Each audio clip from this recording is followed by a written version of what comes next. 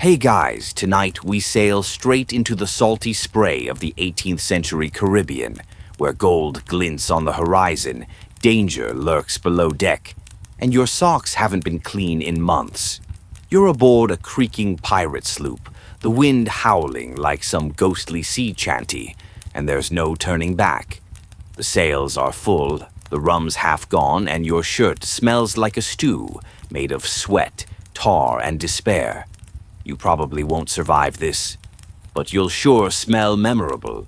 So, before you get comfortable, take a moment to like the video and subscribe, but only if you genuinely enjoy what I do here. Tell me where you're listening from and what time it is. I love hearing from you. Now dim the lights, maybe turn on a fan for that soft background hum, and let's ease into tonight's journey together. You're squinting under the midday sun as your bare feet slap against the hot, weathered planks of the deck. The crew's loud, always is, but today it's more than usual. Someone's stolen a spare pair of breeches, and the ship's cook is on a furious rampage. The stolen pants were supposedly laundered, a generous term on this ship, meaning they had been beaten against the side of a barrel and left in the sun until the fish stopped circling. Pirates don't get many luxuries at sea, no feather beds, no bubble baths, and certainly no weekly laundry service. But clean, or at least less disgusting, clothing? That's a weird kind of social capital. A pirate with passable hygiene? That guy might get invited to drink first, might even get fewer lice, might even, dare we say, be looked up to. Now, let's be real. This isn't the Royal Navy where someone's watching your button polish. Pirates ran on chaos, camaraderie, and deeply questionable sanitation. There's one shirt, maybe two, and if you're lucky, a pair of canvas trousers that haven't fused with your thigh in a salt-crusted mosaic of dead skin. Laundry matters not because anyone's aiming for cleanliness.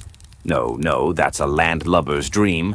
But because not doing it gets you sick, or stinkier than your crewmates, or worse, the punchline of the ship's next 5 jokes. And pirates are brutal with jokes. You pass a hulking man nicknamed Grease Pot, named for the unmistakable sheen he emits after weeks of not washing. He's currently wringing out what used to be a red shirt, but now resembles old liver. Dry by sundown, he mutters. You keep walking. You don't make eye contact with Grease Pot. That's a rule. Historically, pirates weren't totally filthy on purpose. It's more like they didn't have a choice. Laundry at sea meant sacrificing something. Fresh water, time, dignity. The average pirate voyage lasted weeks, sometimes months, with only sporadic stops for supplies or looting. So you tell me, when would you do laundry? Some pirates wash their clothes with seawater and let the sun do the rest. Not ideal. Salt stiffens fabric, makes it chafe. Imagine your already coarse trousers now turned into sandpaper hugging your legs. But hey, it's better than wearing the same trousers that you've been picking barnacles in for 2 weeks. One recorded account, often dismissed as exaggerated, talks about a French pirate ship where a sailor tried washing his shirt with rum. Spoiler, the shirt didn't get any cleaner, and he was flogged for wasting booze. Historians still argue whether that event actually happened, or if it was just propaganda from an English letter of marque trying to make the French look sloppy. Either way, don't try laundering with rum. Or do if you want a shirt that smells like you've been slow-cooked in a tavern. You, meanwhile, head toward the bow, where someone's set up the unofficial cleaning station. It's really just a half-barrel, filled with murky, reused water. A shirt soaks in it like a dying jellyfish. Beside it lies a wooden club, used to beat the grime out. Or possibly for fending off anyone trying to cut in line. There's no detergent. No perfumed soap. Maybe a scrap of lard. Maybe someone boiled animal fat and mixed it with wood ash if they were feeling inspired. And a bit insane. The result? A gray goop that burns the eyes and smells like barbecue nightmares. Still, if you want to impress someone, and by someone we mean maybe that bored deckhand who's missing 3 teeth but owns an actual comb, you dab it on your shirt and pray. You dunk your own rag of a shirt into the water and start scrubbing. Your fingers are raw from rope work and fish hooks, and the salty liquid stings like betrayal. Every slap of wet fabric on wood releases a little puff of brine and mildew. It's strangely hypnotic. Therapeutic, even. Until a flying fish smacks into your shin and brings you back to reality. You look up.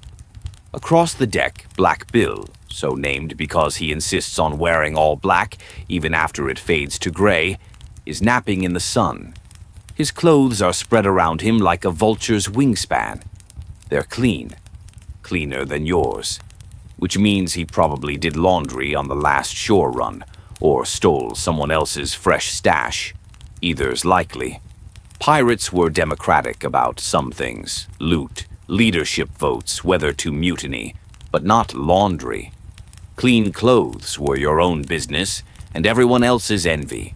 Some captains allowed the crew a rare wash day if they were becalmed, drifting without wind. Nothing better to do than bash your breeches against a barrel. But more often it was up to the individual. A breezy account from an English privateer mentions that captured pirates sometimes had only one item of clothing in their possession, an old shirt riddled with holes and no trousers to speak of. Clothes were expensive, even stolen ones, so when you did get a decent piece, say a linen shirt from a raided merchant, it was like gold. You wore it until it fell apart. Then you patched it. Then you tied the scraps around your feet. Then you gave the leftover threads to a rat as nesting material. So here you are, scrubbing, rinsing, wringing. The deck rocks gently beneath you, the sails whisper above, and somewhere, a crewmate is whistling something suspiciously like Drunken Sailor. You chuckle, then gag, because now your shirt smells like rotten fish and burnt fat. But it's cleaner than before, slightly. And out here, slightly is enough.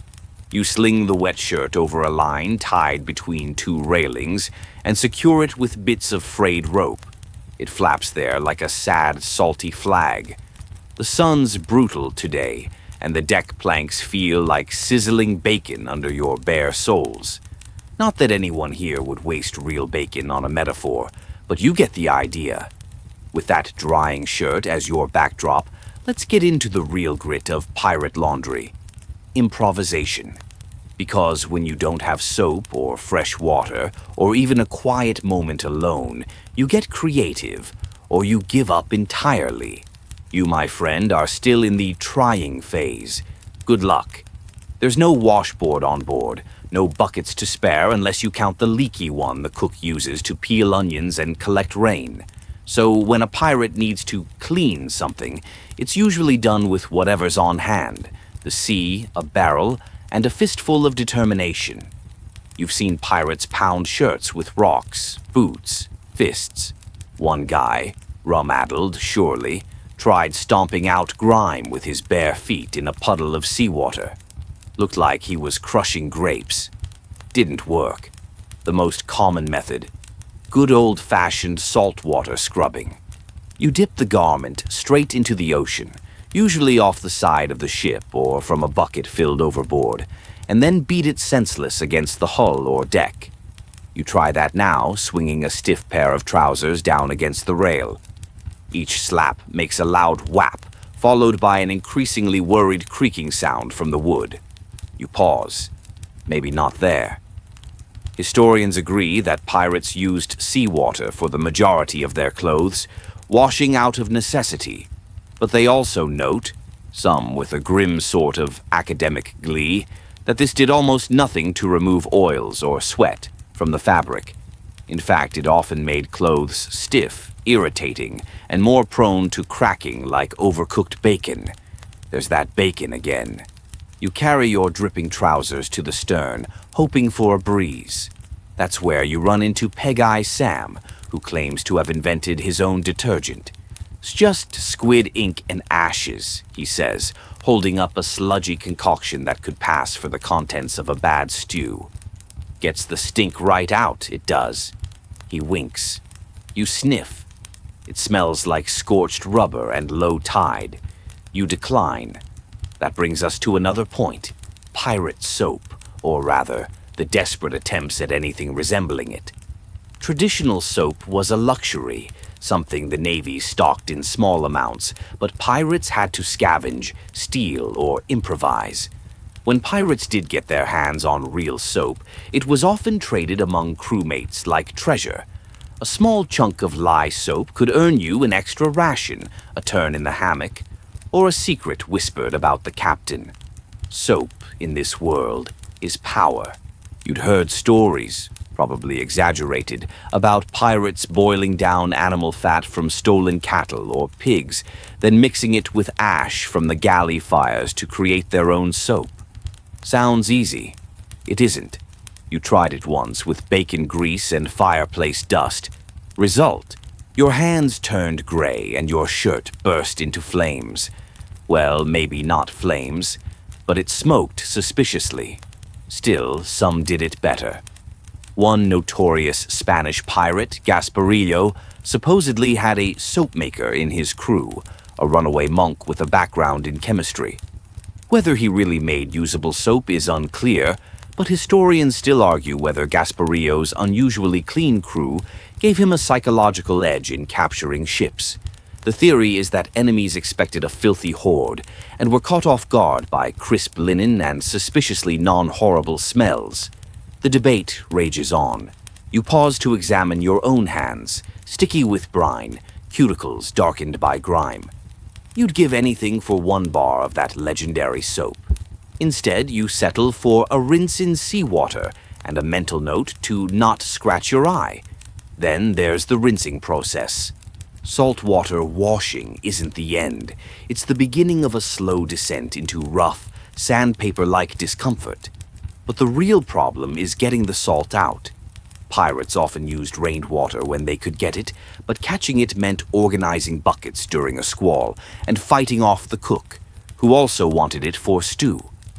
The unspoken code aboard most pirate ships: drinking water is sacred, but if you catch rain yourself, you might get a rinse cycle.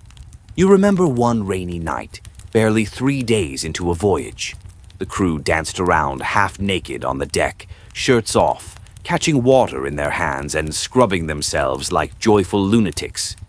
You joined in, of course. Who wouldn't? It was the first time your skin didn't feel sticky in days. Of course, half the crew ended up with colds, and one guy slipped and chipped a tooth. But your shirt smelled like heaven, or at least not like feet. Other pirates swore by using sand to scrub off the worst grime. Yes, sand. They'd rub it into fabric with a little seawater, hoping the abrasive texture would lift away oil and stains. Spoiler, it didn't work well and mostly just frayed their clothes to ribbons. You once tried this on a pair of socks, still finding sand in them months later. You pick up your now semi-dry shirt. It crackles, the fabric's stiff from salt and sun, and there's still a vague fishy aroma clinging to it, like a stubborn barnacle. But at least it no longer drips, and compared to the reek of your bunkmate, it's practically lavender. And here's the kicker. Most pirates didn't even want to be this dirty. It wasn't a badge of honor. It was a side effect of survival. They didn't have the tools, the time, or the water to stay clean, but there were always a few who tried. The ship's quartermaster, for example, was usually the cleanest man aboard, not out of vanity, but because he had to be organized, respected, and sometimes diplomatic. A grease-smeared negotiator just doesn't get the same results. There was also superstition. Some pirates believed washing at sea, especially with fresh water, invited bad luck. A few whispered that cleaning off the sea's mark made the spirits angry. Superstition or survival excuse? Historians can't agree. Probably both. As you settle your now dryish shirt over your shoulders, you get that strange, fleeting feeling of satisfaction. Not comfort exactly, but accomplishment. You scrubbed something. You braved the stink. You made your clothes marginally less horrible. In pirate terms, that's basically self-care.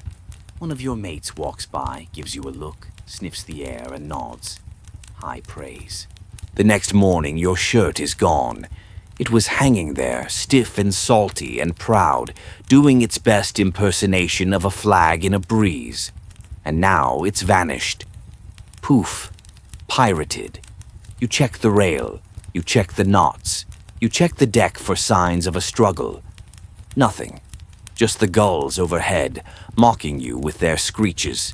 And that, right there, is the most pirate thing about pirate laundry. The stealing. Clothes weren't just garments, they were loot. They were identity. They were social rank, makeshift armor, a way to tell who'd captured what and how recently. That clean shirt you painstakingly scrubbed yesterday, someone else is probably wearing it right now, strutting around like they earned it. Probably grease pot. You trudge to your sea chest, a term generous for what is basically a moldy wooden box that doubles as a footrest and fish scaling station. You've got one pair of threadbare trousers, a single sock with ambitious holes, and a neck scarf you've repurposed at least 5 times. The shirt's loss hurts.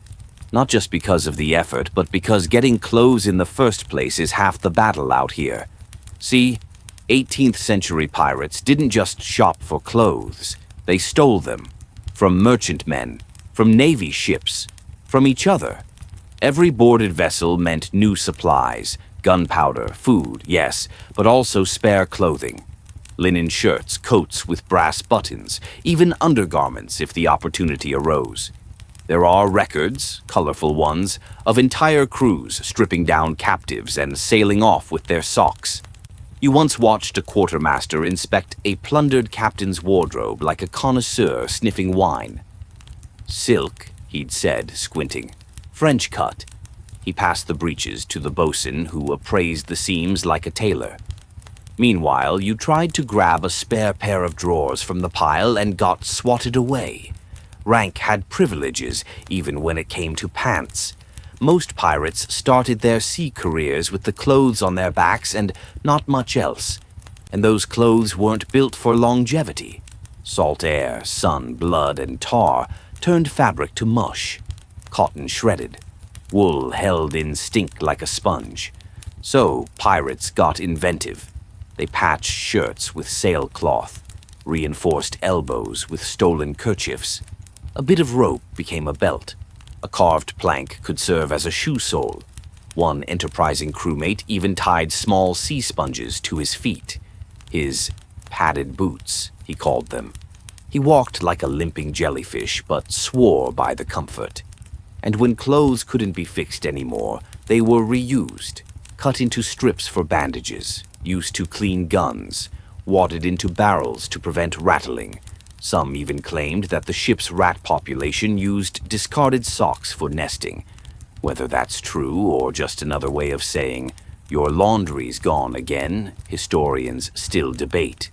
That rat nest theory hits uncomfortably close to home as you root through a locker near the galley and find something that might have once been your sock, now shredded and tucked under a cracked beam. A little insulted, you leave it there. The pirate fashion scene, such as it was, revolved entirely around practicality, availability, and attitude. Coats were stolen from naval officers, sashes were lifted off Spanish corsairs, trousers were anyone's game, loose, rugged, often too short or too long, and usually missing buttons. Belts weren't just for style, they held weapons. A flintlock pistol, a knife, a bag of powder. Your waistband was your armory. Of course, pirates did care what they looked like, not in a vanity mirror kind of way, but in the way a wolf shows off scars. Clothing was about reputation. A fine coat said you were successful. Bloodstains said you weren't to be messed with. A missing shoe? Maybe you had bad luck, or maybe you'd thrown it at someone during a brawl. There's an old tale about Shaky Tom, A pirate who wore a captain's hat for 5 years straight, never took it off, slept in it, fought in it, bathed in it. Historians still argue whether that hat came from a real captain or a costume trunk. Either way, Tom was respected for it, or feared, or both. He was also known for getting lice infestations every 6 weeks. Maybe those things were related. Speaking of lice, pirates couldn't avoid them. With infrequent laundry, shared hammocks, and tightly packed quarters, lice were as much a part of the crew as the cook or carpenter. One Caribbean raider supposedly shaved his head weekly and soaked his shirt in seawater nightly, swearing it kept the bugs off. Others claimed garlic rubbed into seams worked. It didn't, but it did make you unpopular. You know this firsthand.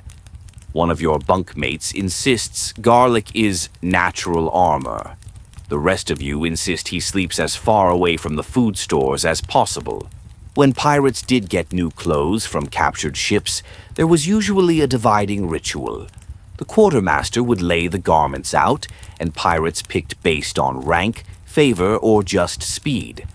The clever ones went for linen, light, breathable, easier to wash. The stylish ones went for velvet, despite the fact that velvet at sea basically turns into moldy moss after 2 storms. The practical ones went for whatever wasn't wet. And then there were the stitchers. Yes, pirates had tailors. Not official ones, but every crew had 1 or 2 crewmates handy with a needle. Usually ex-sailmakers, cobblers, or people who just got tired of their pants falling down mid-sword fight. These tailors were unsung heroes. They patched tears, added pockets, even refashioned women's dresses into jackets or cloaks. Fabric was fabric. You once saw a man wear a curtain as a cape and get mistaken for an officer. Confidence is everything, and when laundry was actually done, rare, desperate, comical, it was often the tailors who noticed. "This hem's fraying," one might grumble. "Should have rinsed the salt." You'd nod solemnly, even if you had no idea what a hem was. Now, standing shirtless near the galley, you tie your scarf over one shoulder and pretend it's a tunic. It's not, but it covers your chest, and for now, that'll do. Maybe you'll win another shirt in a dice game later, or find one mysteriously abandoned, or steal it back. Pirates didn't have uniforms. They were the uniform. Torn, patched, borrowed, or bloodied. It all told a story. And if your story happened to involve your only clean shirt getting stolen off the line by someone with faster hands and no morals, well, welcome aboard. You spend the rest of the morning hunting for your missing shirt with all the determination of a privateer chasing gold. You check under barrels, peek behind sails, and even confront Greasepot, who grins wide and shows you both of his shirts, neither of which is yours, but both of which somehow smell worse. He shrugs. Maybe the wind took it. Yeah, and maybe monkeys fly the ship when you sleep. Still, you're not alone. The great shirt heist has sparked sympathy from a few crewmates. Patch-Eye Nell offers you a spare. Really more of a fabric suggestion than an actual shirt, full of holes and stitched with what looks like twine. You accept, because beggars can't be fashion critics, and besides, you're freezing. The morning wind carries that familiar sea-wet chill, and there's only so much warmth a holy sail vest can offer. As you drape the garment over yourself, you find a strange peace. Wearing something, even something awful, is better than nothing. And in that moment, you start thinking about how pirates stored their precious few clothes in the first place. Contrary to popular image, pirates didn't toss their gear into a random pile and hope for the best. Well, some did, but most had to get creative with the limited space available. Hammocks doubled as drying racks, rolled-up cloaks served as pillows, and chests, if you were lucky enough to have one, acted as both personal lockers and occasional chairs. The wealthier pirates had sea chests carved with initials or crude decorations, often looted from other vessels. You once saw one painted bright red with "hands off" in 4 languages. Didn't work. It was empty by dawn. Your own chest, the sad box with a cracked lid and a broken hinge, contains your spare trousers, a few socks, none matching, and a rolled-up strip of sailcloth that you sometimes use as a towel, scarf, or emergency curtain. Clothes were precious not just because they were hard to clean, but because they were hard to keep. Damp ruined everything. And the sea, well, the sea took what it wanted. So how did pirates dry their clothes at sea? You already know about the line method, simple, classic, and extremely vulnerable to theft. But there were other, sneakier methods. Some tied clothes to the rigging, high up in the sails where only the agile dared to climb. Others laid garments flat across the sun-warmed deck, letting the heat bake the moisture out like forgotten laundry cookies. And the boldest among them wore their clothes while they dried. That's right. Pirates sometimes rinsed garments in salt water, wrung them out, and threw them right back on. Nothing says, "I don't have time for this," like soggy underpants under the Caribbean sun. You've tried it, of course. The feeling of cold seawater evaporating against your skin is invigorating. Also itchy. Very itchy. Salt dries, sure, but it dries into the seams, and suddenly every movement is like being exfoliated by invisible barnacles. There's no elegant way to explain it. It just sucks. And yet, it was common. Drying clothes while wearing them saved time and kept thieves at bay. No one could steal your shirt if it was glued to your back with brine. One sailor you knew swore it toughened him up. "I call it sandpaper training," he boasted, flexing dramatically. "You just call it rash-inducing." Now and then a ship would hit shore, and that's when things changed. Laundry day on land was a ritual, an event, a celebration of cleanliness you didn't know you'd missed until you saw someone scrubbing socks in a real freshwater stream. Pirates would lug their stinkiest garb ashore, beat it against rocks, let it dry on branches, and bask in the sheer, glorious novelty of being semi-presentable. Sometimes they even hired locals, especially in Caribbean ports or remote islands, who would wash garments in exchange for coins, stories, or spare rum. Some pirates swore these land washers were miracle workers. One myth, still argued among historians, tells of a beach on Tortuga where clothes would come back cleaner than when they were made. The secret? A mix of crushed lime, coconut milk, and volcanic ash. No evidence confirms this, but every pirate who claims to have visited that beach swears by the results. Whether it existed or not, well, we may never know. But it's a nice thought, isn't it? A magical laundromat in the middle of nowhere. You dream of it now, scrubbing your patched shirt at the ship's edge. The wash line's full today. Shirts, trousers, scarves, even what looks like someone's boot liners, swaying like salty wind chimes. You smile a little. For all its chaos, laundry at sea has a strange camaraderie to it. Everyone's in the same stink. Everyone's chasing the same unreachable ideal. Not to be clean, exactly, but to be less filthy than usual. And speaking of camaraderie, laundry could also be a form of currency. That's right. In a world where coin was rare and rum was king, favors often hinged on fabric. A clean shirt could buy a knife. A pair of decent trousers might win you a night in the captain's hammock. No, not like that. Just actual sleep without someone's feet in your face. You once watched a man trade a spare sash for a tattoo. He didn't even flinch as the ink was hammered into his arm with soot and needle. Worth it, he claimed. That sash had belonged to a Spanish lieutenant. Too stiff for dancing, he added cryptically. Laundry theft, too, was not without risk. Get caught stealing someone's shirt, and you might find yourself assigned to rat duty, latrine duty, or cannon cleaning duty. All equally unpleasant. Repeat offenses could earn you public humiliation.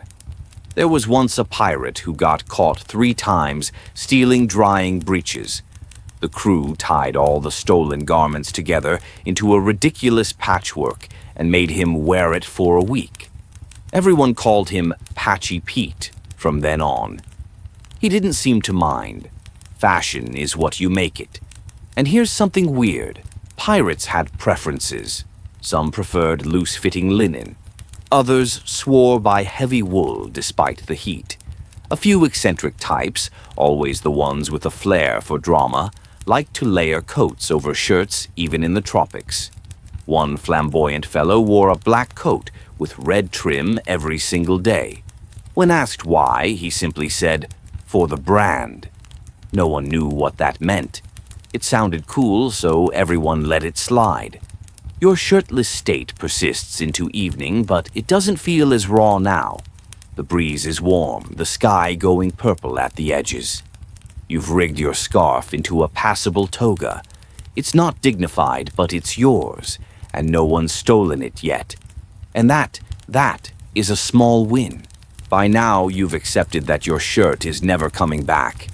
It's part of the ship now, either claimed by some smug, better-dressed crewmate or feeding sea lice in a forgotten corner of the hold. You've moved on. Mostly. Okay, you still squint suspiciously at anyone wearing white linen, but that's just healthy paranoia. The sun's gone down, and with it comes the cool sea air that turns every damp seam and salt-stiffened collar into a personal insult. You curl into your hammock, wrapped in your makeshift toga shirt scarf, and start thinking about the real villain of every pirate's wardrobe, the weather. Rain doesn't ask permission. It just shows up, dumps itself in buckets across the deck, and makes sure every dry sock within 100 paces becomes instantly unwearable. Tropical squalls strike fast, boiling out of nowhere, hammering sails, flooding the scuppers. You're halfway through tying a line, and suddenly your boots are squelching like you stepped in a stew pot. And once everything's wet, you'd better get comfortable, because it's going to stay wet. Drying laundry in tropical rain. Hilarious. You end up chasing shirts like wind-blown ghosts across the deck, wrestling pants off rigging, and praying your drawers didn't end up in the sea again. The smarter pirates just roll their clothes into a corner and wait out the storm. Better damp and accounted for than scattered across the ocean like a clothing explosion. Of course, salt water only adds to the mess.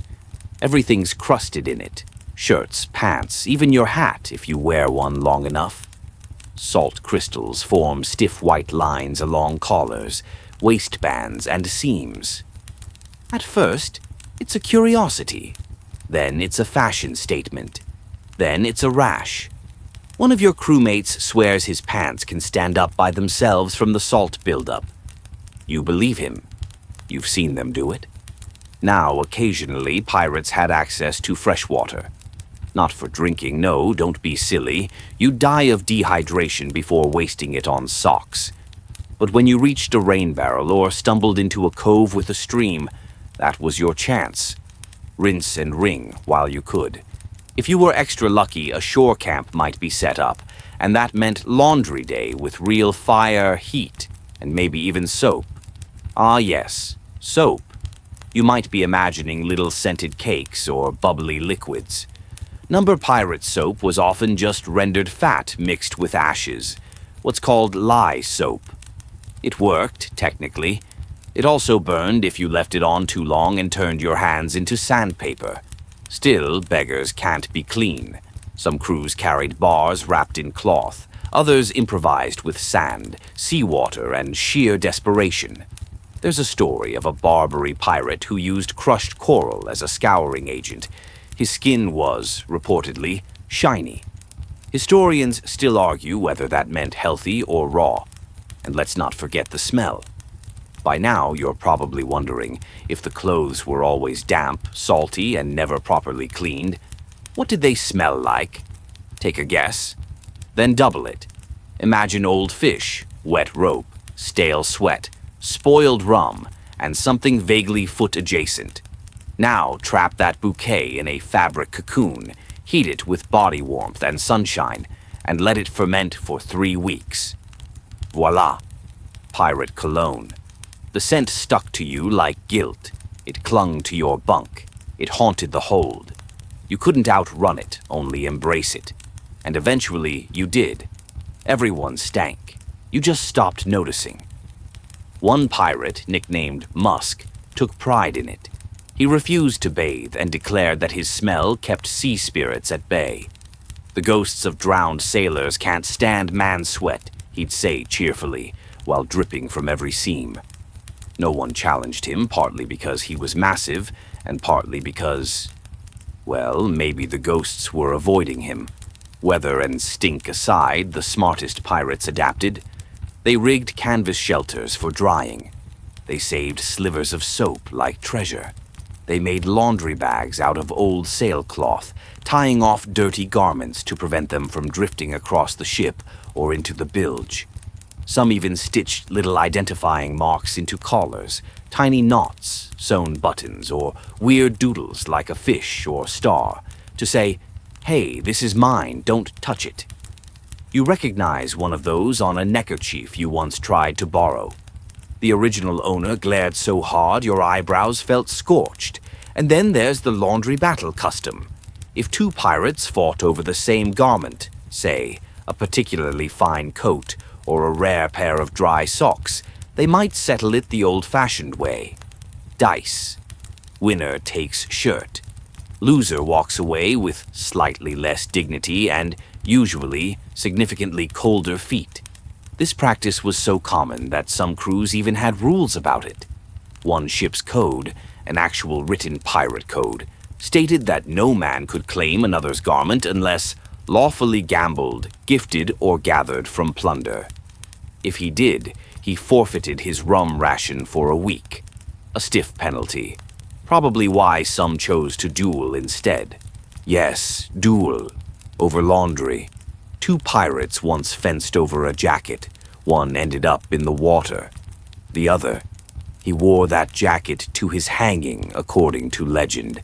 Said it made him feel respectable. Historians still debate whether he even won the duel, or just took the coat off the drowned man after.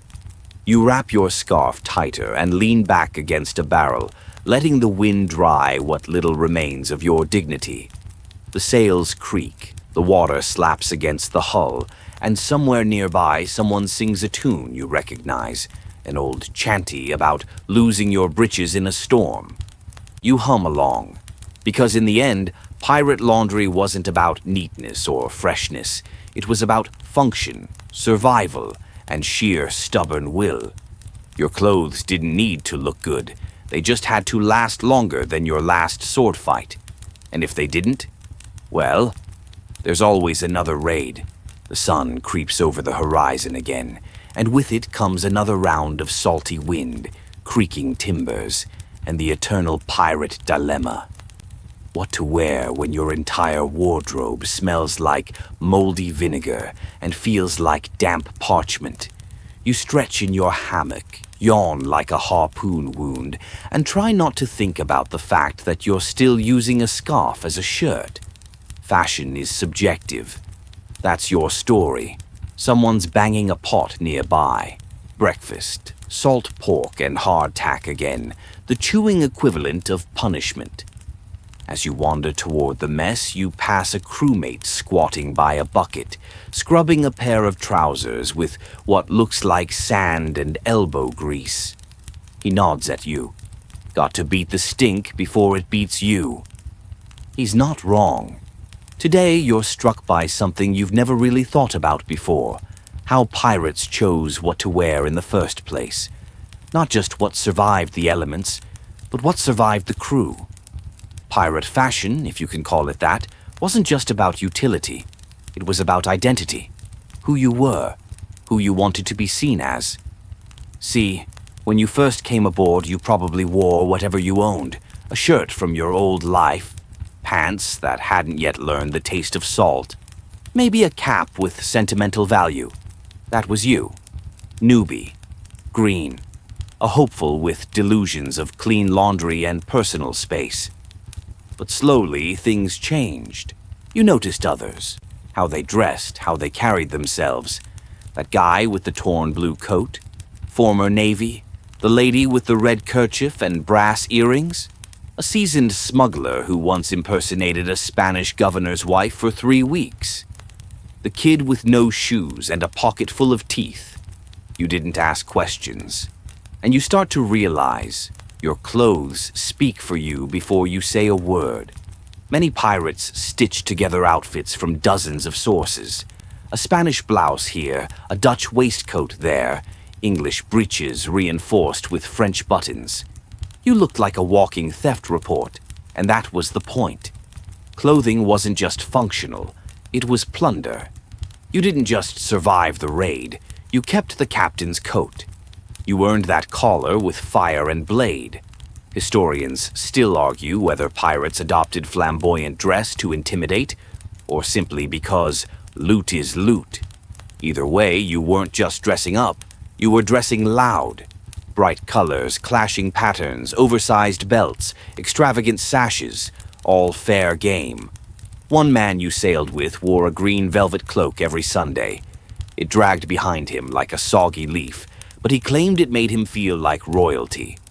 Another covered his shirt in bird feathers, one pluck at a time until he resembled a depressed parrot. "It's for luck," he explained. You weren't convinced. Still, most pirates settled on certain core pieces: linen shirts, if you could keep one, loose breeches, wide belts to carry your gear, and something to cover the head, scarves, tricorns, bandanas. Not just for style either. That head covering kept sweat out of your eyes, shielded you from sunburn, and occasionally doubled as a weapon or a pouch. One fellow tied lead fishing weights into the hem of his bandana. "For when words aren't enough," he winked. Then there's the matter of footwear. You'd think boots were standard, but no. Many pirates went barefoot, especially on deck. Easier to grip wet wood, avoid slipping, and feel where the ship was moving beneath you. But those who wore shoes often customized them. Leather soaked in fish oil for waterproofing, soles stitched with rope for grip. One shoeless genius carved wooden sandals from barrel staves. They broke within the hour. Historians still argue whether he was an innovator or an idiot. And let's not forget jewelry. Rings, bangles, earrings, treasures clung to the body as tightly as they were stolen. Gold hoop earrings weren't just fashion, they were belief. Sailors wore them as payment for a proper burial, should they wash ashore nameless. One ring, one wish. Please don't let me rot on a beach.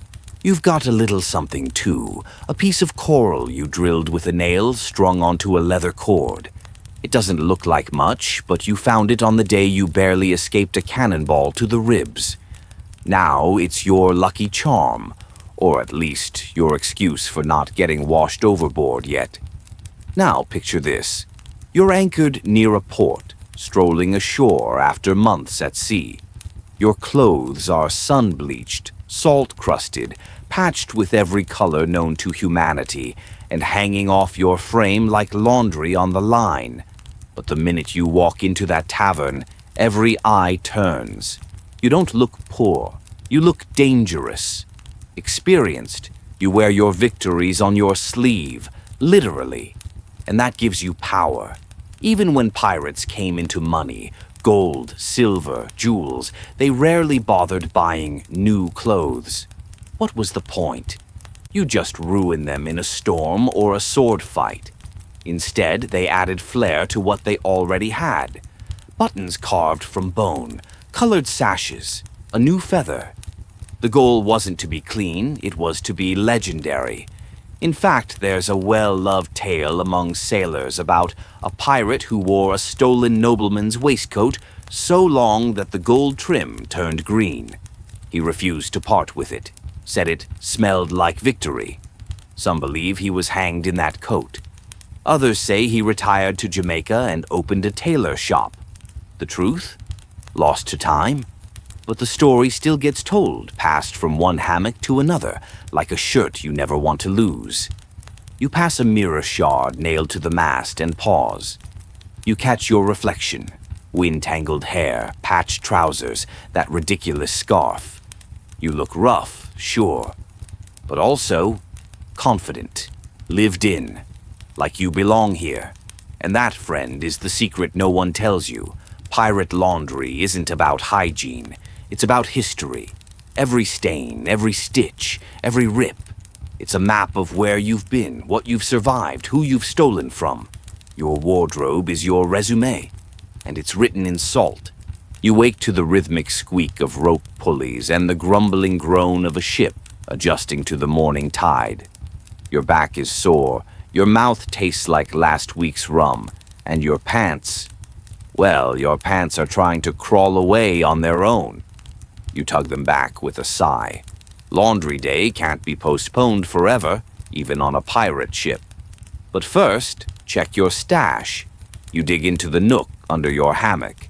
One spare shirt, questionably clean, a pair of socks that may or may not have seen fresh water this month, and a length of rope you once used as a belt. There's also the laundry pouch, a canvas scrap you've tied at the corners. Inside, a broken comb, 2 lumps of homemade soap, and a tiny tin of lard someone swore was good for waterproofing. You haven't been brave enough to test that. Pirates, as it turns out, had to get creative when managing their clothing maintenance. After all, you didn't just toss your breeches into a washing machine and call it a day. No, you worked with what you had, and what you had was limited, salty, and always at risk of blowing overboard. So how did they pull it off? One word: improvisation. The tools of pirate laundry were often stolen, repurposed, or built from scratch. Buckets were precious, usually wooden, bound with metal hoops, and used for everything from washing clothes to bailing water to storing fish heads. Soap was a luxury, often made on the go. Pirates would boil down animal fat, mix it with ashes from the galley fire, and pour the goo into hollowed bones or clamshells to harden. The resulting soap smelled like smoky bacon and scoured your skin like sandpaper. But it did the job. Washing was simple, by necessity. Clothes went into a barrel or bucket filled with seawater. No spin cycle here. You'd kneel on the deck, slap the fabric against a flat board or plank, rub it with soap or sand, and rinse. Repeat. Your knuckles turned raw, your back cramped, and the bucket occasionally splashed everything right back at you. You looked like you were losing a fight with your own trousers. Which, frankly, you were. Now drying. There's the real trick. In the tropics, the sun was your friend. You'd string lines between masts, hang your laundry like signal flags, and hope no squall swooped in mid-process. On calmer days, you could lay everything across the boom or even pin things to the rigging with bits of wire or carved pegs. But wind was the real enemy. It didn't matter how carefully you placed your shirt across a line. If the breeze picked up, it was gone. Just gone. There were tales of shirts seen floating midair like they were escaping the ship's chores, flapping like ghost sails into the sea. Once, a sock flew straight into the captain's face during a wind shift. He banned drying clothes on the quarterdeck after that. Fair. So pirates adapted. They'd tie sleeves into knots or loop belts through gun ports. Some crews stitched little loops onto their garments just for hanging. Ingenious or desperate. Sometimes both. One pirate was famous for sewing tiny lead weights into the hems of his shirts so they wouldn't blow away. Worked like a charm until they took 3 days to dry. Of course, drying clothes on board came with its own risks. Ashes from the galley fire could drift up and leave tiny burn holes in everything. And don't get too close to the powder magazine. One unlucky spark from static or sunlit glass, and boom, laundry meets legend. And then there were the tools that doubled as laundry aids. Ever heard of the washing chain? Not a literal chain, just a term pirates used for the sequence of tools that made washing even remotely bearable. First, a bucket, usually carved with marks, so you didn't confuse it with the latrine one. Second, a stiff bristled brush, often made from straw, horsehair, or even porcupine quills if you were very unlucky. Third, a paddle or flat board for beating the fabric. And fourth, your own two hands, blistered or not. And for those really nasty stains, rum, blood, squid ink, you'd get creative. One trick involved lemon juice, if you had lemons, or vinegar, if your vinegar hadn't been drunk. Another involved ash rubbed directly into the spot. Did it work? Sometimes. Did it ruin the fabric? Also sometimes. Historians still argue whether these methods helped or just gave pirates something to do on long afternoons without wind. Now you might be thinking, why bother? If everything gets dirty again, if you're surrounded by seawater and fish guts and cannon smoke, why even try? Because pride is a stubborn beast. Pirates might be thieves, but they weren't slobs. Not all of them, anyway. Clean clothes meant discipline, respect, even morale. One famous Caribbean captain insisted his crew wear fresh-ish shirts every Sunday. He'd stand on deck inspecting each sailor like a lord reviewing his footmen. Clean shirt, clean soul, he'd say. The irony was thick enough to mop the deck with. And speaking of mops, that was a laundry tool too. Some pirates used old mops dipped in soapy seawater to scrub clothing draped over barrels. It was weird. It was ineffective. It was traditional. And when you've been at sea for 9 weeks with no rain, you'll try just about anything. Your own mop, by the way, is mostly bristles now. The handle cracked last month and someone carved it into a toothbrush. You're not mad. That's the pirate way. Reuse, repurpose, repeat. And then there were the lucky ones, those who could sneak a few garments ashore. On rare port days, a small group might be sent to gather firewood or fetch water, hidden among their packs, socks, shirts, trousers. They'd wash them in a real stream, maybe even near hot stones where you could press and dry things fast. A dream. One you've had many times while scrubbing your waistband with the corner of a waxy candle. A soft laugh escapes you as you remember the time someone tried to iron a shirt using the bottom of a heated frying pan. It left a perfect grease circle on the back. He wore it with pride, called it his sea badge. You finish gathering your washing tools and head to the forecastle where the morning sun is strong and steady. Another day, another battle against salt and stink. You kneel by your bucket, dunk your shirt, and start scrubbing. There's something soothing in the motion, rhythmic, mindless, almost meditative. Sure, it's not glamorous, but it's part of life at sea. A strange ritual of survival and self-respect. You might not be clean, but you're cleaner than you were. And in pirate terms, that's practically sparkling. You're still wringing seawater out of your shirt when a shadow falls across your laundry bucket. It's Jory, the quartermaster's assistant, the one who claims he once washed a pair of breeches so thoroughly they shrank to fit a ship's cat. He's holding a bundle of damp clothes and a lopsided grin. Laundry rotation, he says. You're on fold duty. Fold duty. The least glamorous job in pirate laundry. And that's saying something. You glance at the heap of sun-drenched, still-wrinkled garments he drops beside you and sigh. There's a damp sock sticking to your arm like it's in love. But you nod. Orders are orders. What most folks don't realize is that on a pirate ship, clothing wasn't just an individual's concern. Laundry was communal, collective. A ship was a floating village, and everyone had to pull their weight to keep the ecosystem from devolving into a reeking, lice-infested chaos pit. Folding duty was a real thing, and not just about neatness. Folded clothes meant dry clothes. Dry clothes meant no mildew. And no mildew meant fewer skin infections, fewer arguments, and marginally less mutiny. Marginally. There was, believe it or not, a system. Crews developed informal laundry watches, rotating groups responsible for collecting, washing, drying, folding, and distributing garments. It wasn't always official, but when it was in place, it kept things orderly and reduced fights over whose breeches got scrubbed and whose mysteriously fell overboard. Of course, pirates being pirates, they added their own flair to the process. Some crews used embroidered initials to mark clothes. Others tied colored threads or carved notches into wooden pins.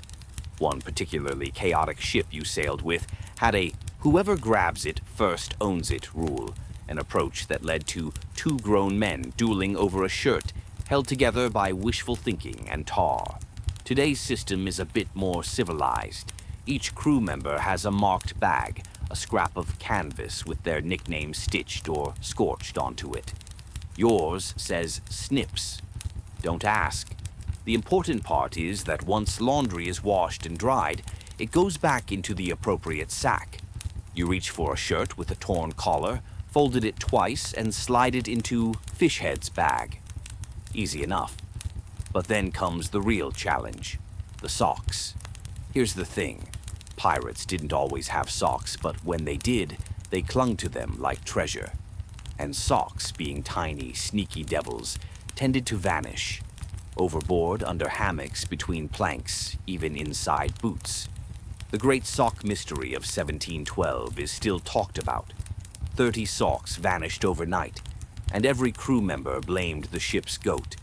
Historians still argue whether the goat ate them or simply hoarded them out of spite. You're staring at 3 mismatched socks, one with a hole the size of a musket ball, when you hear a familiar whistle, low, slow, and off-key.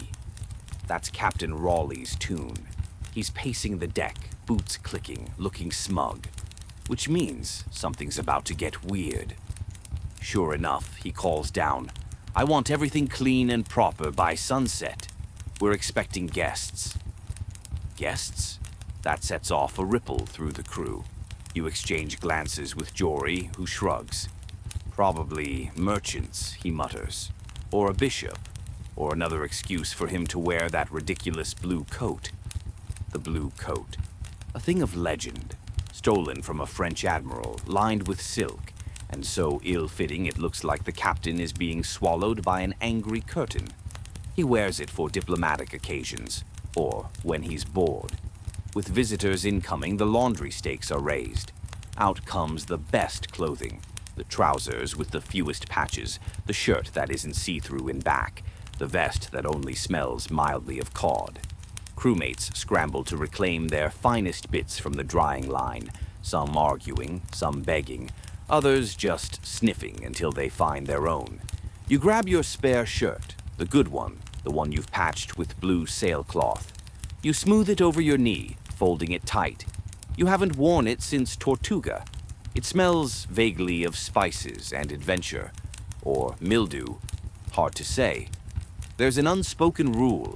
You don't wear your fancy clothes unless you need to make a statement, like parleying with smugglers, or bluffing your way out of being hanged, or, apparently, meeting surprise visitors. One of the ship's cooks stumbles by, holding a ladle and a waistcoat. "You think it's worth ironing this?" he asks, gesturing at a wrinkled disaster of a garment. You snort. "With what? A heated cutlass?" "Actually," he says, eyes gleaming. You wave him off before he burns the galley down. That's the thing about pirates. They might not be refined, but they try.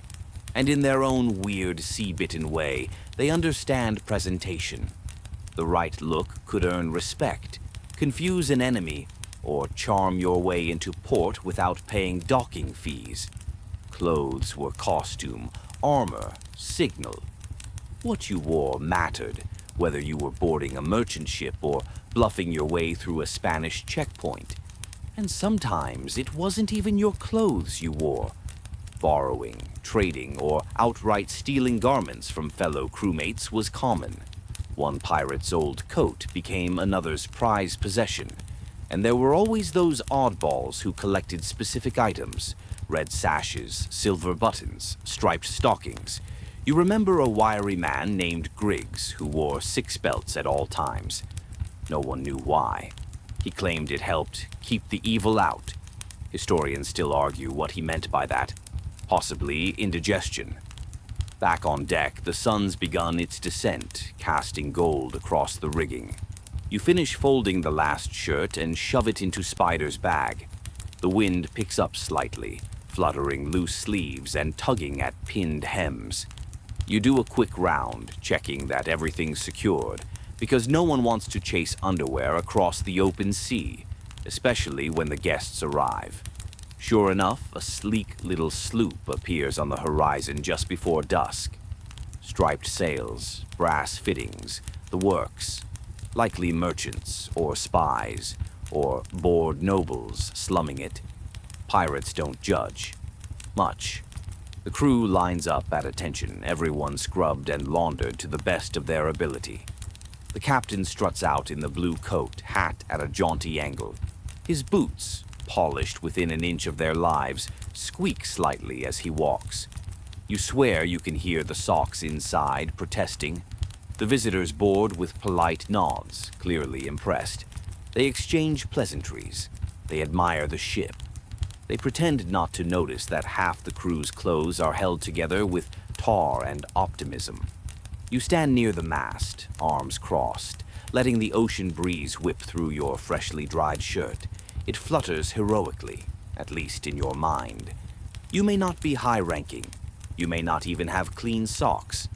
But today your laundry is done, your shirt is crisp, and for one shining moment you feel like the very picture of pirate elegance. The visitors are long gone. The captain's blue coat has been returned to its cedar-lined chest, which smells suspiciously like old onions, and the sun has disappeared beneath the blackening horizon. Night's falling fast, and with it comes a damp chill that soaks into your collar and makes your recently laundered shirt feel like a poor life decision. But you don't head below deck just yet. Tonight is something special. It's drying night, not the kind with sun and clotheslines. This is the night the crew takes advantage of the galley's heat and candles to finish drying the odds and ends that didn't make it earlier. You head below decks, arms full of half-damp garments that smell like wind, salt, and a vague memory of fish stew. The galley is warm, crackling, and packed with bodies. Shirts hang from hooks above the stew pot. Socks are pegged to the shelves like strange flags of surrender. A pair of trousers, yours, are steaming gently near the fire, stiff as sailcloth. The rules of indoor drying are unwritten but sacred. No flammable materials near the flame, no dripping garments over the hardtack barrel, and, most importantly, don't steal someone else's spot. That's how fights break out, and nothing ruins the mood like a duel over drying drawers. You find a spare peg near the door and hang your cravat. Well, a fraying strip of linen you pretend is a cravat. It's purely decorative and has no structural integrity, but it flaps dramatically in a breeze and makes you feel like someone important, like you once met a duke, or at least pickpocketed one. As you settle beside a crate to wait for things to dry, you listen to the crew chatter. It's all laundry talk tonight. Someone complains their breeches shrank. Another brags about using lamp oil to loosen old bloodstains, an ill-advised trick, unless you enjoy being flammable. Then there's the constant debate over saltwater versus freshwater washing. Historians still argue whether pirates preferred seawater because of availability or because they genuinely believed it preserved fabric better.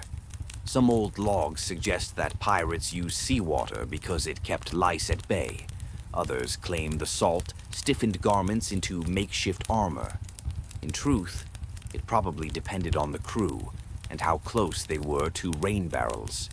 Speaking of lice, tonight's drying ritual includes the deeply unpleasant but crucial task of checking for uninvited guests. One of the younger deckhands, barely old enough to grow sideburns, is bent over a tunic, squinting at the seams. "Found 3, he mutters proudly, flicking tiny shapes into a flame. Lice were an inevitable plague of pirate life. You could wash your clothes, your body, and even your hammock. But those little monsters always came back. Some pirates used vinegar. Others tried rubbing tobacco juice into their seams, which smelled terrible but sometimes worked. Then there were the desperate souls who simply set their clothes on fire, stomped them out, and wore them anyway. You've considered it. Twice. The ship itself doesn't help matters. It's damp. It's warm in all the wrong places. And it's crowded. Every crevice, every rope coil, every shared blanket is a potential infestation site. That's why regular drying nights matter, not just for comfort, but for hygiene and sanity. There's a story going around, probably exaggerated, that one crew tried fumigating their entire wardrobe with burning sage and brimstone. The ship smelled like a haunted church for a week, and half the shirts were ruined. But reportedly the lice died, or fled, or took to wearing tiny masks. You pull your now drier trousers off the peg and inspect them. They're stiff but wearable. You fold them across your knee and let out a breath. You've survived another wash cycle. That's worth a silent toast, if only you had rum. But the cook is hoarding his last bottle to flavor tomorrow's beans, and no one dares challenge him when he's holding a ladle like a club. You lean back, letting the heat soak into your bones. Around you, the galley glows with candlelight, garments hanging like ghosts overhead. There's something peaceful about it. This strange little ritual. This pause in the pirate chaos to do something so ordinary, so human. Folding shirts, airing socks, chasing lice, laughing over scorch marks. The absurdity isn't lost on you. You've plundered merchant ships. You've outrun the Royal Navy.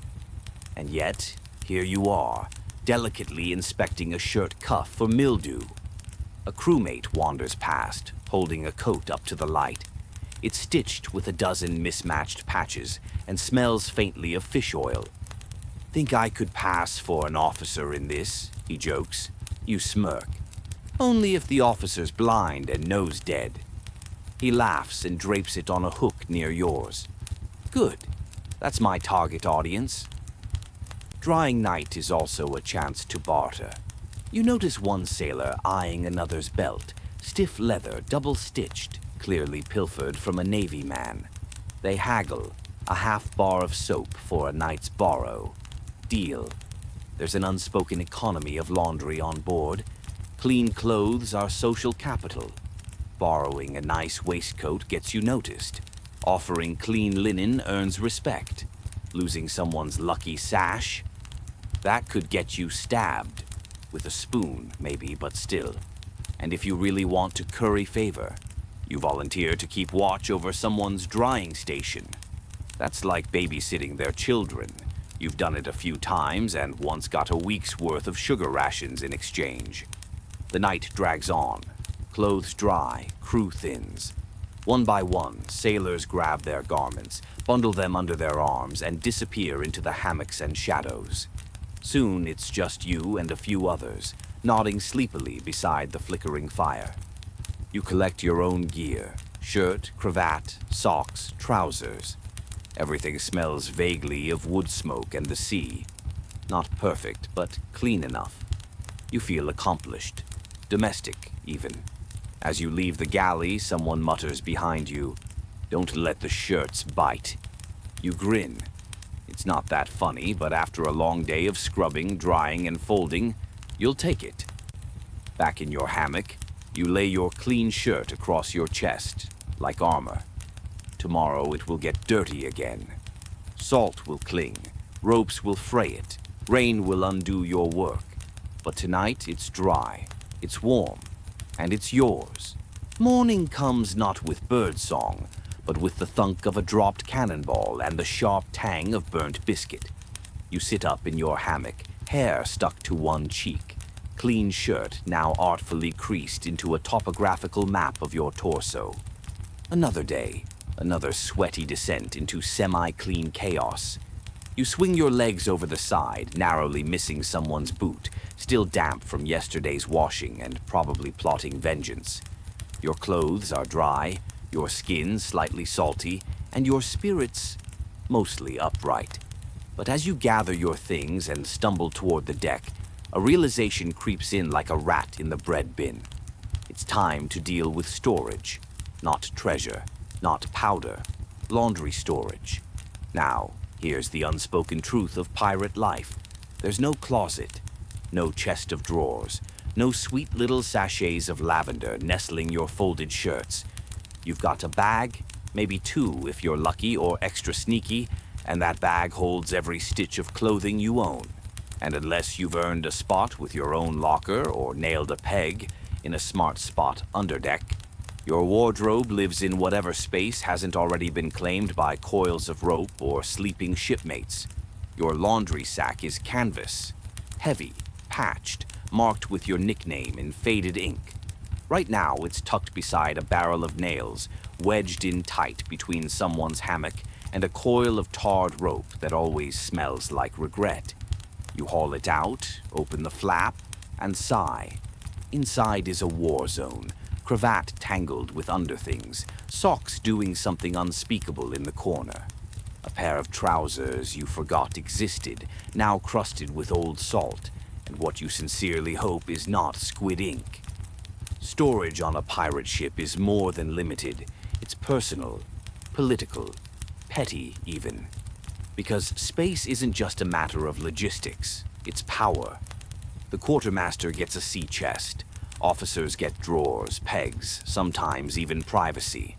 But for the average crew member, your bag is your kingdom. Protect it, defend it, and for heaven's sake, don't let anyone put fish in it, just for a moment. You start sorting. Clean on one side, questionable on the other. You roll your shirt sleeves tightly, pack trousers by thickness, and create a makeshift divider using a strip of sailcloth that might once have been a bandana.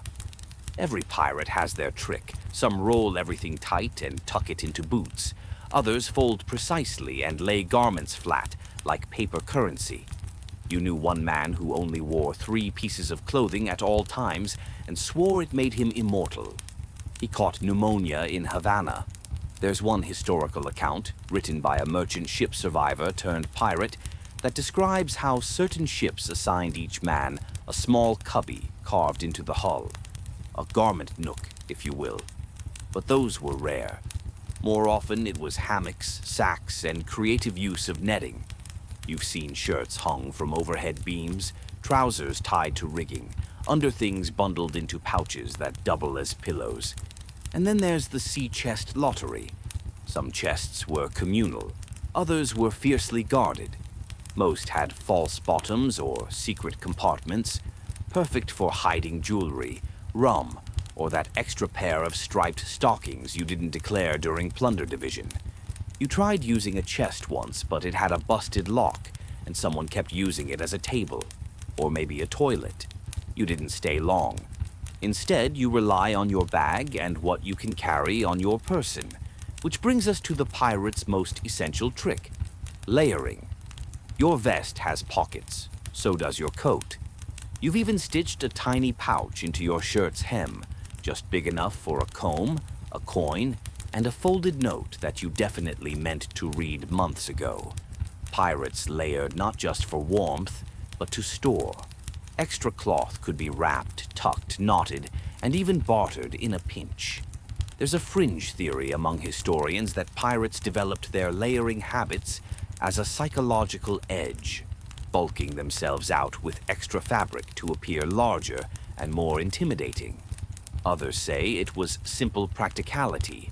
Keep everything on your person so it doesn't mysteriously walk away during the night. You finish folding and packing, roll the sack closed, and wedge it back in its nook. You make a mental note to guard it later. Someone's already eyeing your clean socks with the look of a man who hasn't known warmth in weeks. As you step onto the deck, You pass a crew member airing his shirt on the railing. The sea breeze flaps it around like a defiant flag. He's muttering to himself, counting folds, checking seams. You nod at him. He nods back. It's the unspoken brotherhood of sea-soaked laundry handlers. Then you spot something odd. A stitched-together booklet in the captain's hands. He's reading aloud to the quartermaster, grinning like he's deciphered the secrets of the universe. Turns out it's a journal, a laundry ledger. No, really. Some captains, especially those who ran tight ships, kept actual records of clothing. Who had what was washed, what was stolen, what was burned. It helped prevent fights, or incite them, depending on how the entries were phrased. Shirt returned damp and full of holes. See Jenkins about fishhooks. You inch closer as the captain reads. Spider's breeches, darned by candlelight, possibly cursed. Recommend drying with garlic. You stifle a laugh.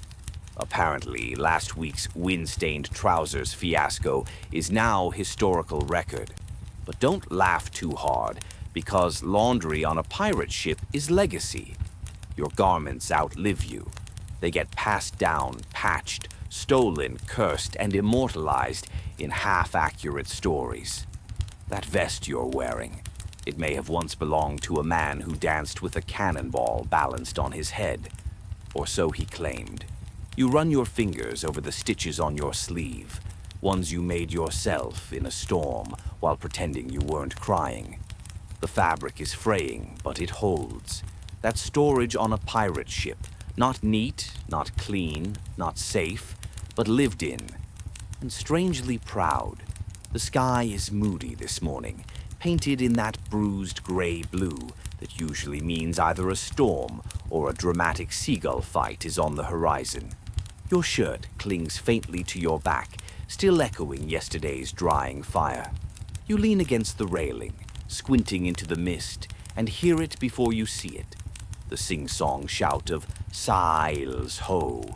which, for your purposes today, means one very important thing. Plunder is incoming, and with it, fresh laundry. Now don't get too excited. This isn't a shopping trip to your favorite breeches boutique. But when a merchant vessel gets boarded, it's not just silver and gunpowder the crew is hunting for. Oh no, clothes are prized, fabric, linen, stockings, boots, anything remotely wearable. Because on a pirate ship, new laundry doesn't come from tailors. It comes from the wardrobe of someone you probably just tied up. There's a saying among the crew. New to you is new enough. Whether it's silken cuffs from a Portuguese nobleman or woolen drawers from a cabin boy, if it fits, it's yours. If it doesn't, you make it fit, or trade it to someone shaped more like a wine barrel than you. Historians still argue whether clothing was officially divided after raids, or simply snatched during the chaos. Some ship codes suggest that personal garments were considered spoils for individual takers, while others imply that officers sorted everything later for fair distribution. In reality, it was likely a mix. First come, best dressed. You feel the familiar thrum underfoot as your ship gains on the merchant. Cannons aren't fired. This isn't one of those takings. Instead, the vessel is boarded with minimal fuss, the crew herded aft, and the cargo rummaged with the elegance of a raccoon in a picnic basket. You're below deck, helping search a passenger's trunk. It creaks open, revealing gold, number better, socks, thick, dry, finely woven socks. You gasp. The man beside you gasps. Somewhere, a fiddler starts playing what might be a celebratory jig. There are shirts, too, embroidered ones, clearly never scrubbed by hand or exposed to the business end of a cannon. You hold one up and it glows faintly in the lantern light. It smells like nutmeg and confidence. Someone else finds a waistcoat, velvet, absurdly rich, the kind of thing you could probably use to bribe your way into a duke's wedding. He tucks it into his sash and winks. For Sundays, he murmurs. But the best find? A coat. long crimson with brass buttons, and a collar you could fly as a sail if you angled it right. You stroke the fabric reverently. It's heavy, warm, not pirate-issued at all. You don't take it, though. You know better. High-value garments like that, they go to the captain, who either wears them, trades them, or gifts them to his favorites. Maybe, just maybe, you'll get to wear it one day, if you save his life, twice, and write him a sonnet. After the plundering's done and the merchant ship is drifting off minus its dignity and underthings, your crew returns in high spirits. There's laughter, a little rum, and a mountain of new laundry to sort through. The process is both ritual and free-for-all. Everything is spread out on deck. Shirts, breeches, hose, gloves, hats, corsets, don't ask, and several pairs of unclaimed women's slippers. Items are haggled for, measured against shoulders, sniffed, yes, sniffed, and either adopted or rejected like stray cats. You claim a shirt. White, a little ruffled at the neck, but sturdy. It fits. You look dangerously close to romantic highwayman territory. One of your mates scores a pair of boots, and he's already strutting like he's married into royalty. Another finds a garter and wears it proudly on his arm like a badge of dishonor. It might be cursed, probably is. A few things are too fine to wear outright. Silks, lace, satin. Those get repurposed. Ribbons become hat bands. Gowns get turned into sails or headscarves. You've seen an entire dress get hacked into mop cloths. Tragic, but practical. And of course, everything gets washed. Or tried to. Even if it smells clean, even if it looks untouched, no pirate trusts clothes fresh off someone else's back. Not unless you want to inherit their fleas, fungal foot problem, or secret diary pages stuffed in the lining. You head to the wash station, really just a plank balanced over a barrel, and start scrubbing your new shirt. The embroidery holds up surprisingly well. You imagine the man who once wore it. Soft hands, probably never hoisted a sail in his life. You, on the other hand, are bleaching his cuffs with lye and seawater. You hope he's watching from afar and wincing. As you scrub, another sailor sidles up beside you. He's got 3 belts wrapped around his torso, a silk scarf in his hair, and an unmistakably feminine blouse tucked into his trousers. "You look like a barmaid," you tell him gently. He grins. "Then pour me a pint and call me darling." There's an unspoken acceptance aboard pirate ships when it comes to fashion. Gender lines blur, fabric gets reshaped, clothes become tools, trophies or statements. One historical log even references a pirate who wore nothing but blue gowns, claiming it made him invisible to sea spirits. The log doesn't say if it worked, but it does mention he was never found again. By the time the sun begins to dip, the ship is brighter, textile-wise anyway.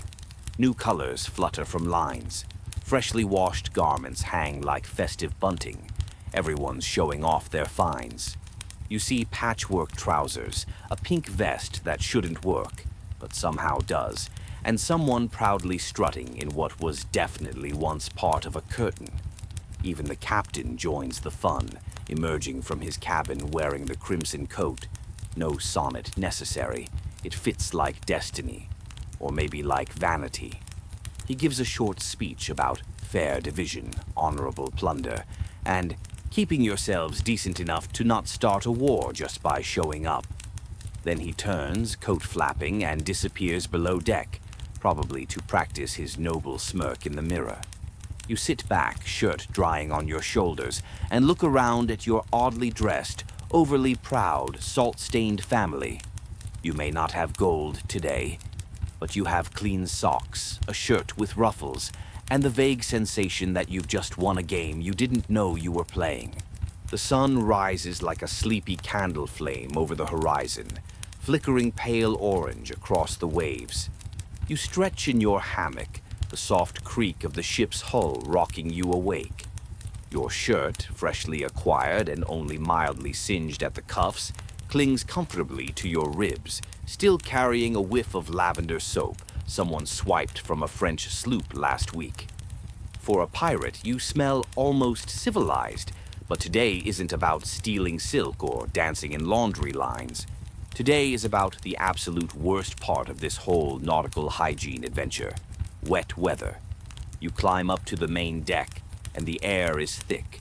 The kind of thick that makes your lungs feel like they've got to swim to get anything useful. You glance skyward. Clouds hang like overfilled laundry sacks themselves, gray, bloated, and threatening to leak on everything you own. Again, pirate ships and storms go together like grog and questionable decisions. You get used to the howling wind, the crashing waves, the sudden slap of rain like the sea itself is trying to discipline you. What you don't get used to? Damp drawers, and shirts that refuse to dry, and bedding that smells perpetually like a wet dog made a deal with a sponge. You duck below deck just as the drizzle starts.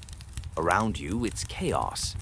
Everyone's pulling laundry from lines, stuffing half-dry garments back into hammocks, sacks, anywhere that might remain less than soaked. Your own shirt, barely dry from yesterday's scrubbing, now hangs limply on your frame, already surrendering to the moisture in the air. Historians still argue whether pirates had specific protocols for rain preparedness when it came to laundry. Some claim oilcloth coverings were used to protect drying garments.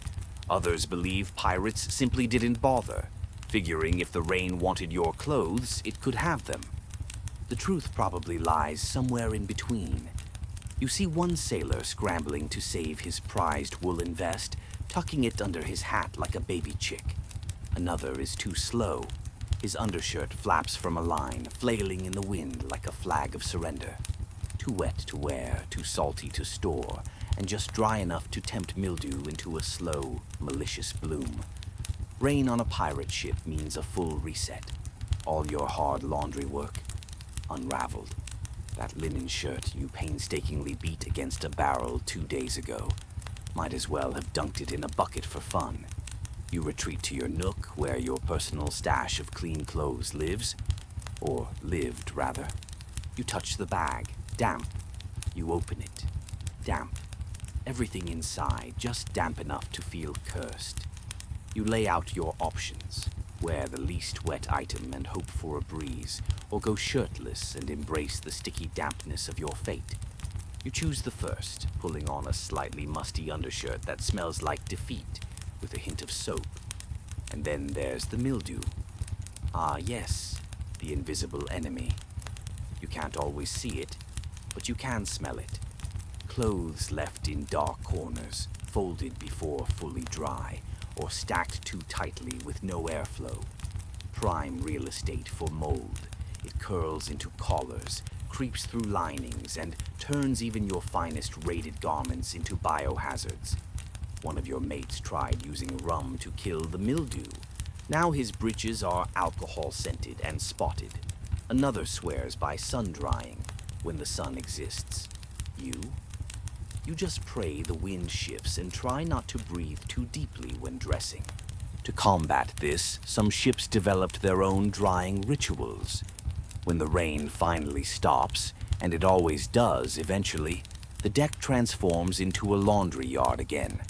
Lines get strung from every mast, garments flutter like wounded birds, and the air fills with the hopeful flapping of slowly drying dignity. You and the others take turns flipping shirts, shaking out trousers, and arguing about the best way to angle socks into the breeze. Someone fashions a makeshift drying rack out of a broken oar. Another simply lays his breeches on the cannon and hopes no one fires it. A fringe belief circulates among the crew that cannon-heated laundry brings luck, or burns. It's hard to tell with pirates and their science. And through all this, you're on mildew patrol. You sniff, you shake, you lay garments flat to dry as evenly as possible. You poke a suspicious spot on your vest and squint. Is it mold or just an ink stain? You choose to believe it's ink and move on. When the weather is bad for days at a time, which of course it often is, you start to ration dry clothing. One shirt becomes a 3-day affair. Socks get flipped and rotated like prized meat on a spit. You plan out your wardrobe like a royal courtier, but with more rats and fewer jewels. And sometimes, just sometimes, the whole ship goes rogue and declares a naked hour. No, not for fun. When nothing is dry and mildew has begun its villain arc, the crew strips down and air dries the only way they can, by letting the sea breeze hit every surface. Modesty takes a back seat to not becoming a walking fungus farm. One famous case? A pirate named Slim Tom reportedly went 5 days in nothing but his boots and a cocked hat. He claimed it was for hygiene. Everyone else claimed it was for attention. You huddle near the galley fire later, turning your shirt slowly like bread toasting on a stick. The flames crackle, casting orange light on the drying garments hung from every rafter.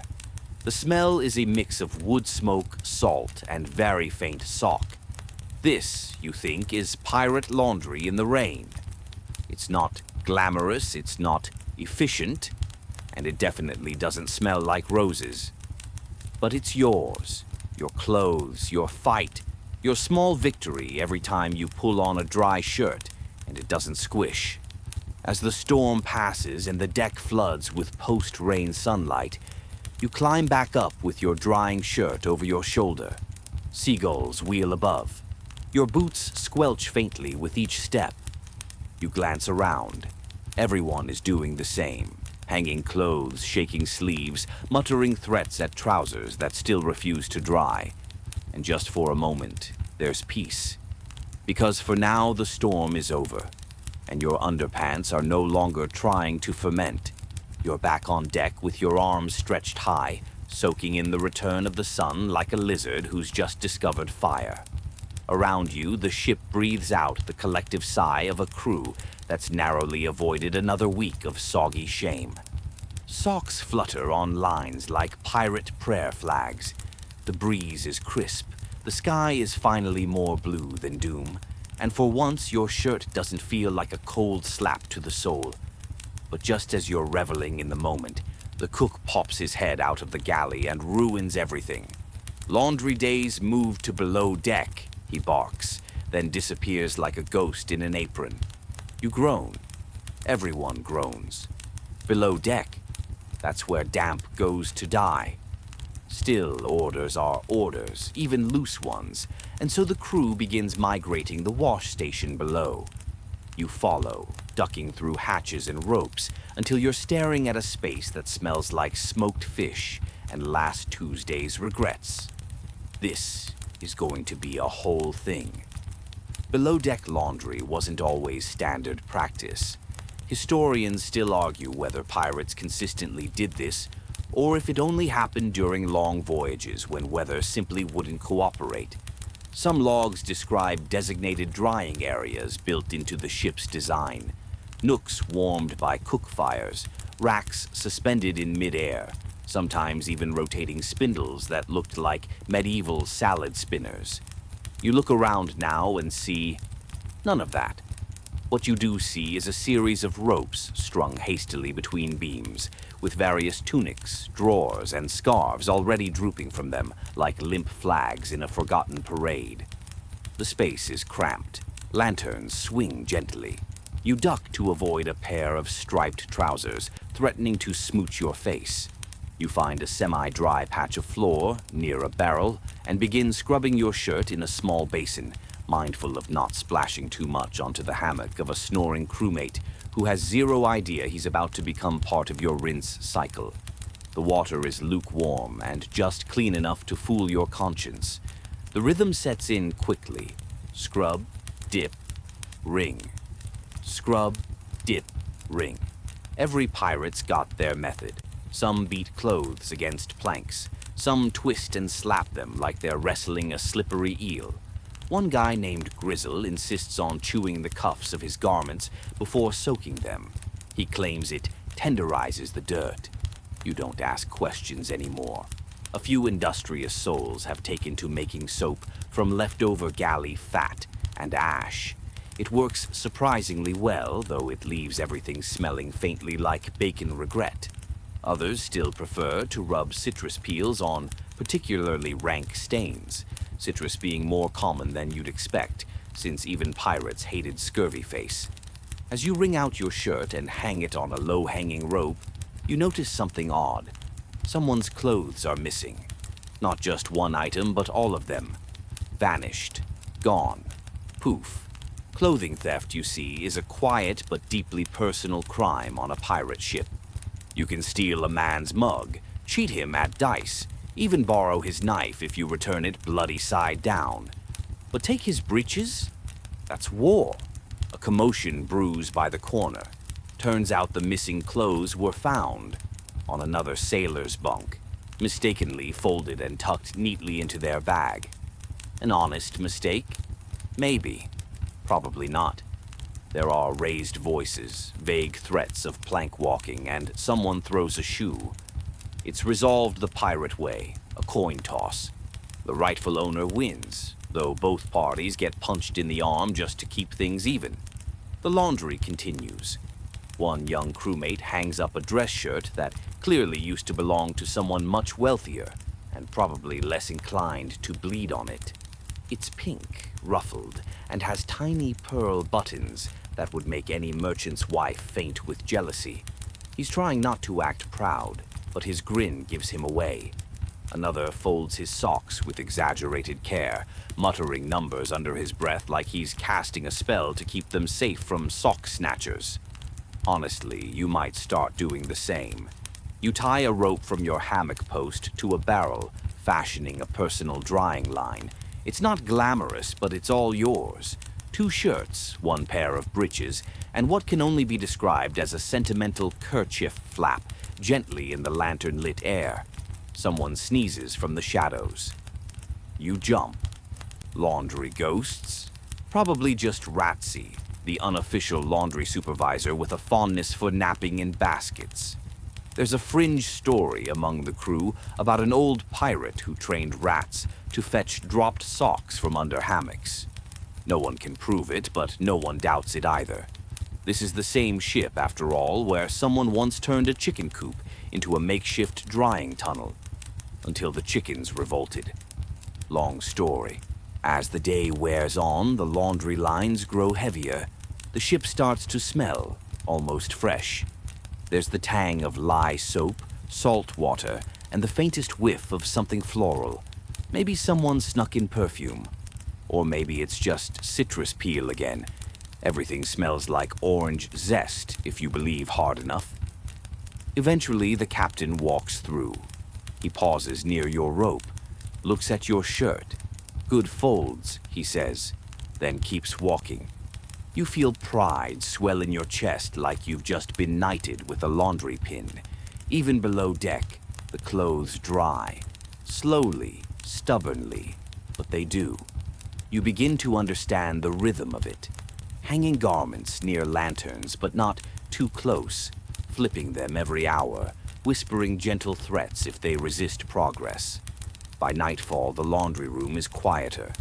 The squabble over missing clothes has become a shared joke. There's a game of dice happening under a row of drying socks, and someone singing a sea ballad about a widow who lost her lover to a particularly aggressive stain.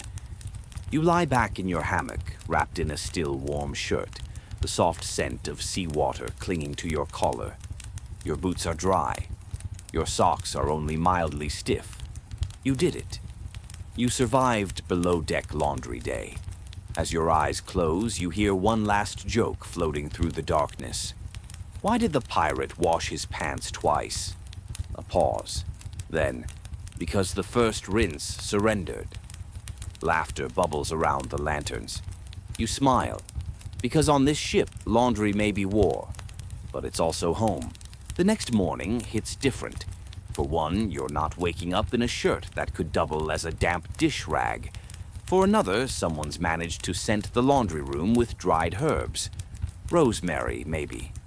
Sage? Either way, you take a long, luxurious sniff and immediately sneeze. Today, the crew is buzzing. Why? It's shore day. which means, for the lucky among you, the chance to really wash your clothes on land. None of this bucket and barrel business. We're talking about proper freshwater washing, streamside scrubbing, sun drying, maybe even a bit of showing off if there are any locals around. It's a rare treat and one pirates don't take lightly. You pack your laundry carefully, your best shirt, your stiffest socks, and that one kerchief with the embroidered fish no one believes you sewed yourself. Everything gets folded like it's being inspected by a royal laundress. On shore, the air smells like grass and possibilities. You spot the perfect spot, a small bend in the river, shaded by trees but open enough to catch the breeze. You and a few crewmates claim it like treasure, spreading garments across rocks and bushes, careful to avoid any that look snake adjacent. This is where pirate laundry meets something close to serenity. You strip down to your breeches and wade in. The water is cold but clean, and unlike salt water, it doesn't leave that crusty residue on your sleeves. You dunk your shirt and watch the dirt cloud around it, like a guilty conscience dissolving. It's oddly satisfying. Historically, pirates didn't always have access to fresh water. Some ports were hostile, others were dry, and a few were just too dangerous to linger at.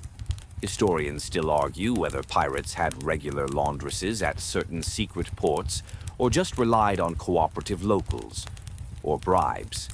Today, there's no sign of a laundress, unless you count the old man downriver whistling to himself as he smacks his own pants against a stone like it insulted his family. You lay your clothes out to dry on a warm rock, then sit back, soaking in the sun like it owes you something. You hear someone nearby humming a sea shanty-turned laundry anthem. The lyrics have been modified, naturally. Oh ho, hang your breeches high, let the wind kiss where the stains did lie. You try not to laugh, but it's catchy. A younger crewmate nearby is carefully brushing his waistcoat with a scrap of cloth. He says it belonged to his brother once, before the British hanged him. Now it's a keepsake, scrubbed lovingly every shore stop like a relic. Another pirate pulls out a bottle of something that smells strongly herbal and starts dabbing it on his armpit seams. Pirate cologne? Or some fringe forest remedy for body odor and mildew? No one asks. You just slide away a few inches respectfully. Then comes the drying dance, literally. A group of pirates begin waving their shirts in the air, flipping them like flapping wings, trying to catch more breeze. You join in, not just because it's effective, but because for once it feels like a game, not a chore. You can hear the town in the distance, chickens, maybe a fiddle, definitely a few drunken voices, and it reminds you how rare this piece is. Shore laundry days don't last long.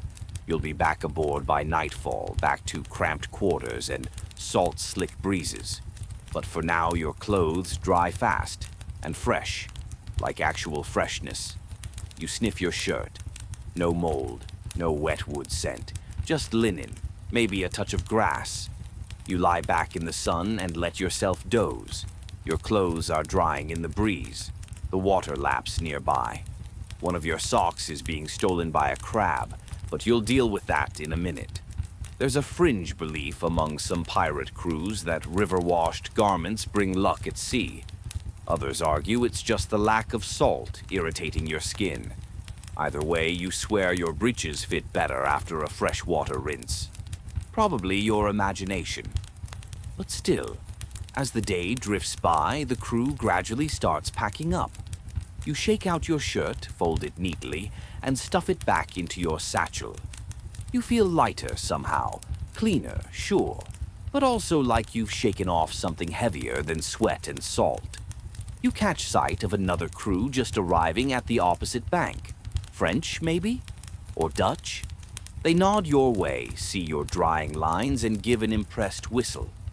Pirate laundry, someone mutters with pride. By evening, you're back aboard. Your hammock smells like lavender again. Or maybe that's just wishful thinking. Either way, you change into your now crispy clean shirt, run your fingers down the seams, and sigh with satisfaction. As you drift off, someone calls out, Who lost a sock? You glance over. It's your crab friend, proudly dragging the limp thing across the deck. You smile, half asleep. Let him have it, you mumble, because some treasures aren't worth fighting for. Evening settles gently over the ship, like a shawl draped by invisible hands. The sails creak less now, swaying in rhythm with the lull of waves, and your laundry, what little of it remains unnibbled by crabs, is folded neatly beside your hammock. You lie there, breathing in the soft, honest scent of things scrubbed clean and dried by sun and patience. Tonight, there's a stillness. You can hear the gentle slap of water against the hull, the whisper of breeze through the rigging, and faint laughter from the upper deck. Someone retelling the story of the crab that absconded with a sock, like it was planning its own fashion rebellion. You smile, half-lidded, a little worn from the day, but oddly content. There's a rhythm to pirate life that no one tells you about. Yes, there's danger and cannon fire and storms that make the sea churn like it's angry at your very existence. But there's also laundry. Ordinary, grounding, almost sacred laundry. You get up slowly and walk the deck barefoot, your toes brushing the cold wood. Above, the stars begin to prick the sky open, one by one, constellations rearranging themselves just to keep you company. Your shirt flutters slightly in the breeze, crisp and fresh, no longer clinging like a damp apology. The ship's quartermaster is still awake, mending a torn sash with an intensity usually reserved for duels. You nod at him. He nods back. No words needed. You both know that keeping your clothes in order is half survival, half ceremony. Historians still argue whether pirates saw clothing as symbolic or just necessary. But you've lived it. How breeches too stiff could chafe you into misery. How shirts worn too long could become a breeding ground for rashes and resentment. And how clean socks, on rare, blessed days, could make even a sky full of thunder feel manageable. Nearby, a new crew member, the one who once tried to wash his boots in grog, is nervously attempting to patch a hole in his trousers. He holds the needle like it might bite him. You give him a quick tip. Double the thread, small stitches, and don't let your pride ruin your pants. The kid grins. Aye, he says with that sleepy tone that means he'll probably forget everything by morning. You settle back into your hammock, now softened from wear but still sturdy, the fabric pressing into your back like a familiar friend. Around you, garments sway on their lines like ghosts telling gentle bedtime stories. One of the crew strums a stringless lute, purely for rhythm now, since the music is imagined, and begins humming something low and ancient, the kind of song you can only learn by accident or in dreams. You realize, not for the first time, that laundry isn't just about cleanliness. It's about ritual. It's about claiming control in a world where the wind decides your destination and the sea your mood. It's a tiny rebellion against chaos. Even your captain, who once wrestled a Dutchman over the last bar of soap, knows this. Earlier today, you saw him quietly darning his cuffs in the shadows of the quarterdeck. The same hands that once strangled a mutineer now threading a needle. That's the kind of poetry you don't talk about out loud, but you never forget. There's a story passed around at night that somewhere in the Caribbean there's a pirate who retired and opened a laundry. The Clean Leviathan, it's called. Supposedly, he does a mean starch finish and only charges doubloons if you complain. Historians scoff at the tale, but sailors believe. Because after enough years at sea, folding a shirt just right feels like treasure. You feel your eyelids growing heavy now, lulled by the warm wind and the faint smell of ash soap clinging to your collar. You think about your favorite shirt, the one with the hidden pocket inside the seam. You smile. You never told anyone about that pocket. It holds nothing now, but it could. That's what makes it special. Someone calls out softly, "Sails trimmed. Wind's good." And just like that, the ship turns, gliding into the dark with the confidence of a vessel that has both direction and dry underwear. Your last thought before sleep takes you is this: tomorrow's laundry might be soggy again. The rain might come. The waves might dance too wild. But tonight you are dry, clean, and surrounded by sails full of air and clothes full of stories. And that, you decide, is enough. The ship moves gently beneath you now, no longer a beast of adventure, but something softer, almost a cradle. The sails don't roar, they whisper. Your clothes, strung above like quiet flags of survival, sway in rhythm with your breath. Everything has slowed. You feel the warm weight of your shirt tucked beneath your head, the texture of linen now familiar, not scratchy. The scent of clean fabric mixes with the salt in the air, lighter than before, almost sweet. The crew has gone quiet. No more jokes, no more squabbles over soap or socks. Just the soft hush of hammocks creaking and the low murmur of someone humming in their sleep. Above, the stars continue their slow march, stitching constellations across a sky so vast it feels like it could hold all your dreams, and maybe even fold them neatly when you're done. You think of your first laundry day, how clumsy your hands were, how stubborn the stains seemed. But now every rinse, every wring, every pin on the line feels like something you've always known. Like breathing, like floating. And as your thoughts start to fade, you know that when the storm returns, and it will, you'll meet it not just with courage, but with a fresh pair of breeches and the quiet strength of someone who knows how to keep their corner of the world clean. So let your mind drift, let your breath slow. There are no cannons tonight, no storms, no missing socks to chase. Just a sea that rocks you gently, and the calm knowledge that, at least for now, everything is in its place. Sleep easy, sailor. Sweet dreams.